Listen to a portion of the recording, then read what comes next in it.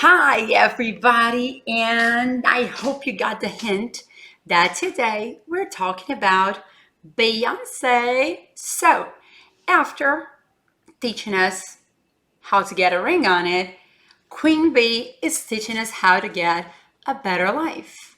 Huh, I wonder what you mean. I am kidding.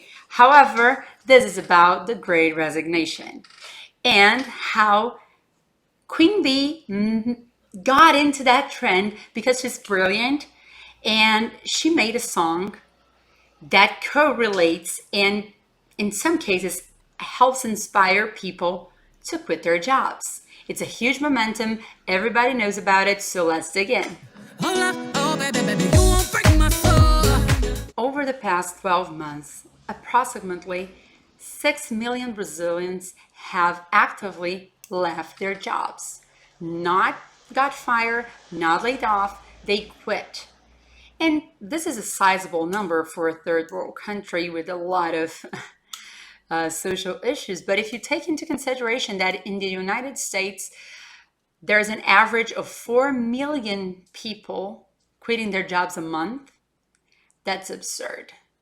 People are unhappy and they're not taking it anymore. Queen Bee said, they're not going to break my soul. And what does that mean? What does that actually mean? What's going on with the world? Well, we've been seeing a great change in the way work relationships establish. However, we were moving at a slower pace, especially if you consider the entire world and not, specific places. However, with the pandemic, something drastic has changed. We were locked in our homes. Not only programmers or other types of technical folks who are already used to working behind a screen in their homes, but it was still a small percentage of people. Everybody got locked in, and everybody got to understand how to work from home, whether they like it or not, and what life quality means to them. We spent so much time and so many years in autopilot. It was so natural to everybody that you wake up, you take your kids to school, you rush to work, you have a 15-minute crappy lunch, you work like a maniac, you pick up your school after the rush hour, and it's terrible going back home. You sleep tired like shit, and then you wake up in the next morning and you do it all over again. And that was seen as normal life. Well, now we got more adjusted and well equipped to not go through that. We can sleep longer hours, wake up calmly, turn on our computers, and think, hey, what's important to me? What are my hobbies? What am I doing? Do I need to, sit my ass down from 9 to 5 to be considered productive? I do not. And we started to owning our processes and our work more. And we started to question more. Why should I submit to those rules if I can still provide value and results doing things differently? Previous generations were very moved by the fear of, oh, I need to pay for my mortgage, I have already 4 kids, and this is the way life works. And they wouldn't quit their jobs.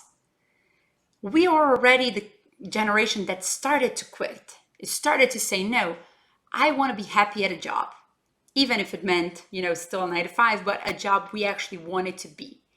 Now we took it to the next level, and people are just, you're not going to break my soul. I'm not going to be mistreated. I'm not going to be humiliated. I'm not going to be stuck in meetings I don't need to be. I am not taking my life for granted. So if you're breaking my soul, if you're disrespecting me, if the salary wages are too low or whatever was wrong with the work environment you're providing, I'm leaving, because right now the world is my oyster. With all the tools we have to work remotely, I don't need to limit myself to a small place, to a city or to a state or even a country. I can work anywhere. So if you company are not willing to give me good benefits and allow me to have work-life balance, I'm out the door.